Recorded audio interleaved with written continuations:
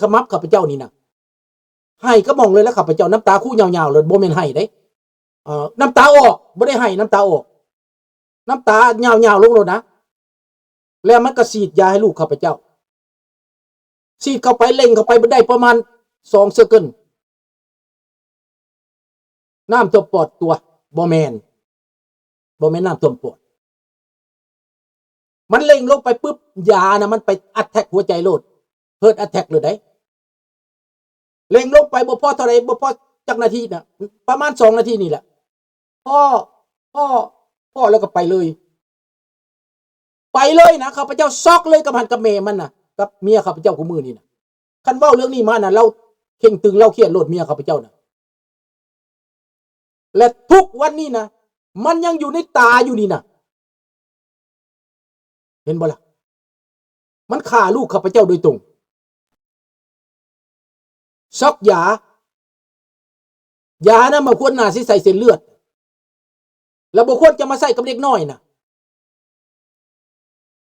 มันบ่ได้เฮียนมามันนะหมอแม่นนายหมอห่วยบางยอดน่ะนี่ฮู้จักแล้วบ่แล้วเจ้าจะมาถามว่าลูกข่อย3 คนตายในระบอบอันนี้นะตายทุกข์ตายยากตายลำบากกากเข็ญนะตายถึงเพราะมันขา1 คน2 คนตายย้อนบ่มียาปัวตายย้อนอึดย้อนหิวย้อนว่าบ่เบิกเงินเดือนค่อยจังหาทางตนนี้แล้วหาทางตนนู้นอีกเพื่อสิตนได้เพื่อสิหาทางไปได้บ่ง่ายคันผัวไปมันบ่ให้เมียไปมันกักเมียไว้คันเมียไปมันก็บ่ให้ผัวไปมันกักไว้ใช้เวลาจักปีจังตนได้แล้วเจ้าสิหาว่าข่อยเป็นคอมมิวนิสต์นั่นล่ะบ่อันนี้นี่เจ้าเจตนาแบบใดข้อยอยากถามเจ้านี้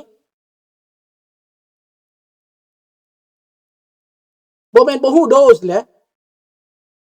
มันบ่แม่นยานะที่บ่ควรใส่เด็กน้อยเอาไปกวดข้าวบังโลด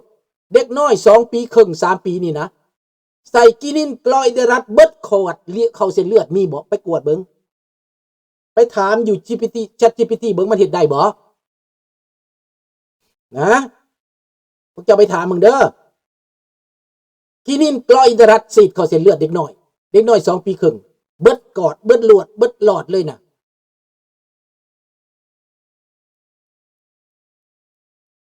ยูเครนก็บ่มีหยังเดี๋ยวนี้ยูเครนเขาก็สัตว์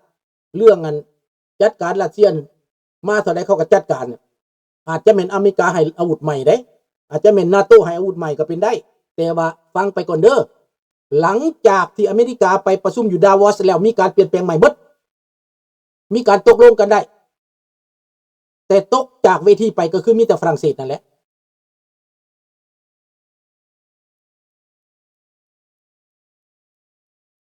ลิวลุงน่าเป็นห่วงการขุดค้นทรัพย์อยู่ทงมังเสียทุกอย่างบ้านเฮาเป็น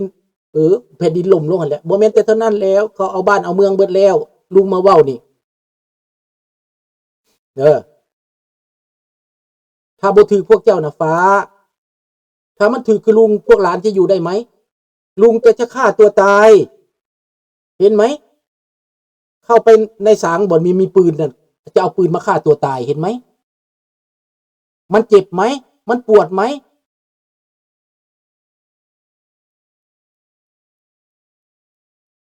แล้วมันปวดไหมเนี่ยแล้วยังจะถือกันนายประดิษฐ์นี่มาซ้ำเติมอีกกันนะห่วยมันบ่ได้ง่ายได้เด้อมื้อนี้คอโจ้ซะไปเพราะว่ามันเจอคนแบบนี้น่ะก็บ่มักนะลุงน่ะ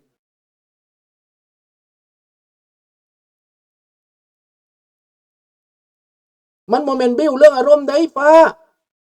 มันเรื่องคนที่เจ็บปวดคนที่เสียหายนี่นะบาดแผลมันได้ปัวแปลงเลยนะแล้วยังมีคนมาแทงตื่มอีกนะเนาะเอามื้อนี้จบกันแค่นี้ก่อนไม่ต้องพูดเรื่องอื่นเลยพรุ่งนี้จังค่อยว่ากันราตรีสวัสดิ์ทุกคนขอบคุณมากนะครับบายบายทุกคนBon après-midi, bonne nuit, au revoir, merci beaucoup, thank you very much.